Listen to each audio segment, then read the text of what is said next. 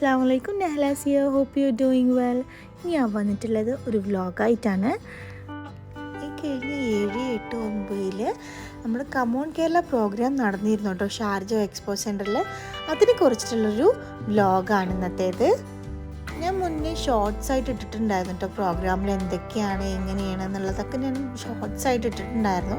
എല്ലാവരും കണ്ടിട്ടുണ്ടാവുമല്ലോ. അപ്പോൾ അതുപോലെ തന്നെ ഇൻസ്റ്റാഗ്രാമിലും ഞാൻ ഇട്ടിട്ടുണ്ടായിരുന്നു. അപ്പോൾ ഞങ്ങൾ 4 പേരും കൂടിയിട്ട് ഞാനും ഒക്കെയും കുട്ടികളും കൊണ്ടിട്ട് ഇങ്ങനെ പോയിക്കൊണ്ടിരിക്കുകയാണ്.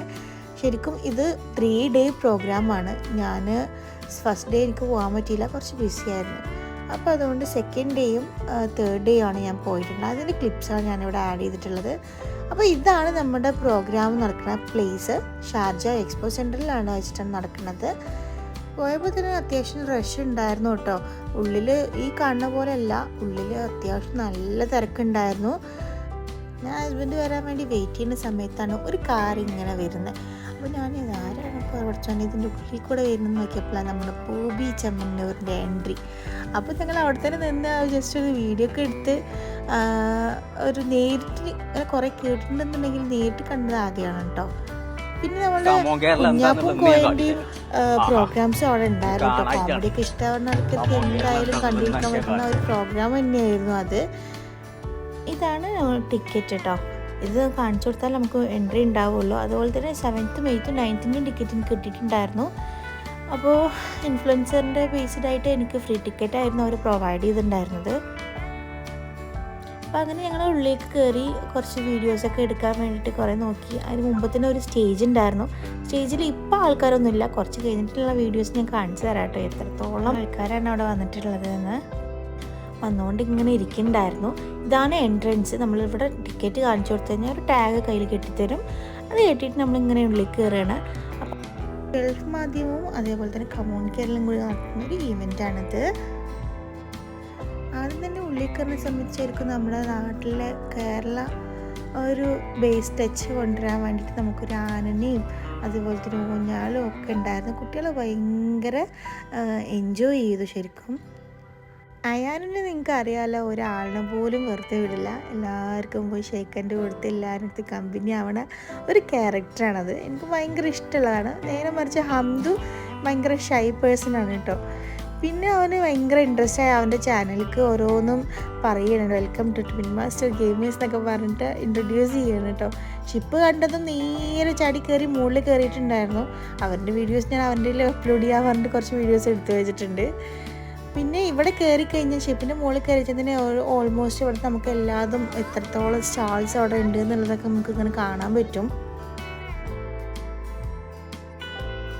ഷിപ്പിൻ്റെ ഉള്ളിൽ കൂടെ തന്നെ നമ്മൾ ഈ സ്റ്റാൾസൊക്കെ പോകാനുള്ള എൻട്രൻസ് ഉള്ളത്. അവിടെ നല്ലൊരു ഓട്ടോറിക്ഷ നന്നായിട്ട് ഡെക്കറേഷൻ ചെയ്തിട്ടൊക്കെ വെച്ചിട്ടുണ്ടായിരുന്നു. അതിൽ കുറച്ച് ഫോട്ടോസും വീഡിയോസൊക്കെ എടുത്തിട്ട് ഞങ്ങൾ അങ്ങോട്ട് നേരെ പോയി.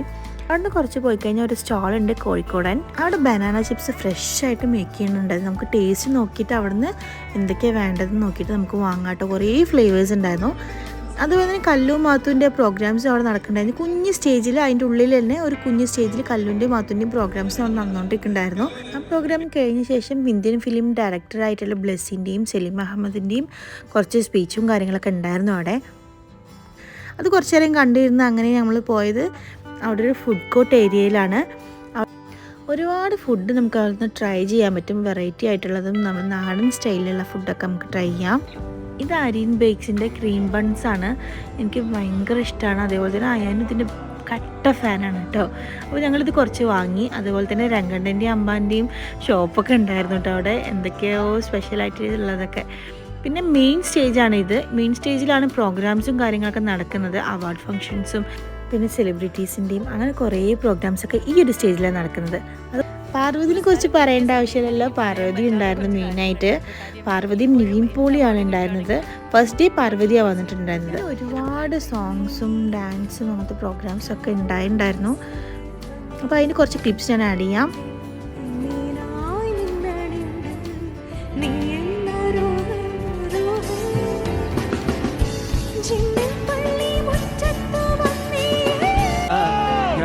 വരാം തൃശൂർ പൂരം കാണാൻ. Everybody Singh along. ഞാനും വരാം തൃശൂർ പൂരം കാണാൻ.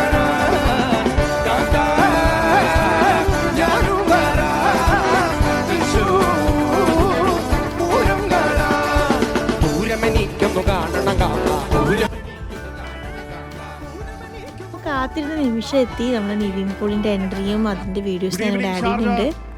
ഇത് കണ്ടപ്പോൾ തന്നെ മനസ്സിലായിട്ടുണ്ടാവില്ല എത്രത്തോളം തിരക്കുണ്ട് എന്നുള്ളത്.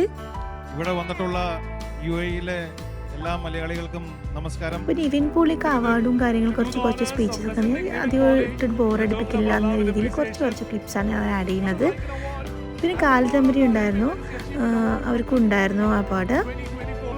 ഹിറ്റ് FM-ൽ 25 years കംപ്ലീറ്റ് ആക്കുന്ന ഒരു സെലിബ്രേഷനും കൂടി ഉണ്ടായിരുന്നു അവിടെ.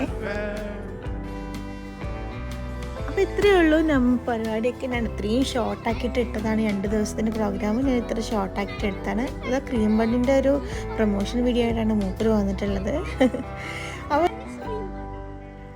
അപ്പോൾ ഇത്രയേ ഉള്ളൂ.